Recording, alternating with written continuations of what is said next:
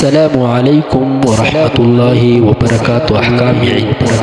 سب سے پہلے اللہ تبارک و تعالیٰ کے قرآن پاک کی ایک آیت تلاوت کرتے ہیں۔ اللہ فرماتے ہیں وَلِتُكَبِّرُوا اللَّهَ عَلَى مَا هَدَاكُمْ۔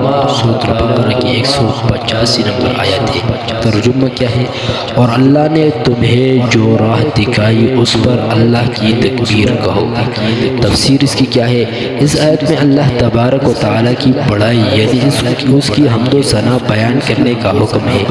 حضرت زید بن اسلم رضی اللہ تعالیٰ عنہ نے فرمایا کہ اس آیت سے یوم عید کی تکبیر مراد ہے، اور حضرت ابن عباس نے فرمایا کہ اس سے چاند دیکھنے کے وقت اللہ اکبر کہنا مراد ہے۔ تو چاند رات حدیث مبارکہ میں اس رات کو لیلۃ الجائزہ انعام کی رات کا نام دیا گیا ہے، چونکہ اس رات میں حق تعالی شانہ کی طرف سے اپنے بندوں کو انعام دیا جاتا ہے، اس لیے اس رات کا خاص طور پر خیال رکھنا ضروری ہے۔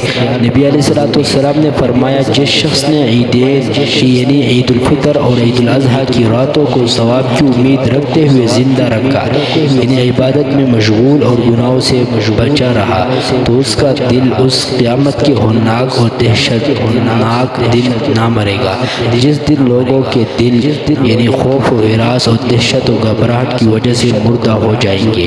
اتنی بڑی فضیلت اور اس سے ہماری غفلت ڈر ہے کہ کہیں ہماری اس ناشکری کا